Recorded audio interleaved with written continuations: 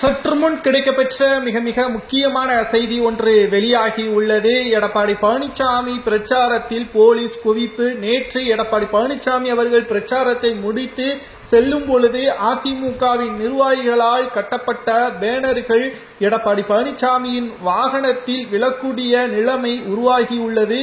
மேலும் அவருக்கு எந்த ஒரு பாதிப்பும் ஏற்படாமல் வாகன ஓட்டுநர் சாதகமாக வாகனத்தை பயன்படுத்தியதன் காரணமாக அசம்பாவிதத்தில் இருந்தும் தப்பினார் எடப்பாடி பழனிசாமி அவர்கள். எடப்பாடி பழனிசாமியை பொறுத்தளவிற்கு போலீஸ் பாதுகாப்பும் அவருக்கு எதுவும் ஆகிவிடக் கூடாது என்பதற்காக 4 மத்திய உத்தரவின் அடிப்படையில் இசட் பிரிவும் போடப்பட்டுள்ளது.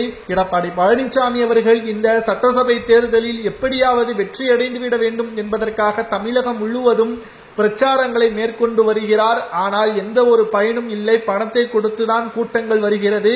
பேனர்களும் தற்பொழுது அதிமுகவின் நிர்வாகிகளது சொந்த பணத்தில் செலவு செய்வது காரணமாக தங்களுக்கு முக்கிய பதவி வழங்க வேண்டும் என்று ஒவ்வொரு தொகுதிகளிலும் எடப்பாடி பழனிசாமி அவர்களுக்கு நெருக்கடியும் கொடுக்கப்பட்டு வருவதால் ஒன்று அதிமுக ஒருங்கிணைய வேண்டும், இல்லை என்றால் எடப்பாடி பழனிசாமி அவர்களிடம் இருக்கக்கூடிய பதவியை மாற்ற வேண்டும் என்ற குழப்பங்கள் அதிமுகவில் அதிக அளவில் இருப்பதன் காரணமாகத்தான் எங்கு சென்றாலும் எடப்பாடி பழனிசாமி அவர்களுக்கு போலீஸ் பாதுகாப்பும் அதிக அளவில் குவிக்கப்பட்டுள்ளது.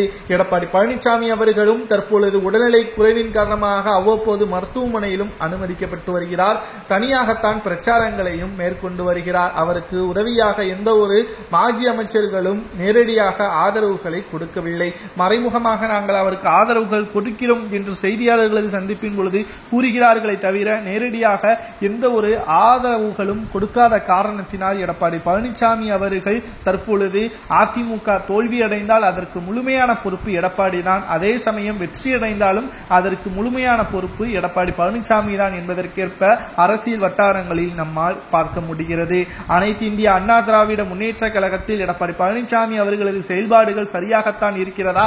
பேனர்கள் விழக்கூடிய நிலைமைக்கு உருவானதற்கு காரணம் அதிமுகவின் நிர்வாகிகளது சரியான வேலைகள் இல்லாததுதான் என்ற குற்றச்சாட்டுகளும் அதிமுகவில் அரசியல் வட்டாரத்தில் கூறப்படுகிறது. உங்களது கருத்துக்களை கூறுங்கள். இந்த 2026 சட்டசபை தேர்தலில் எடப்பாடிக்கு போலீஸ் பாதுகாப்பு குவிக்கப்பட்டதற்கு காரணம்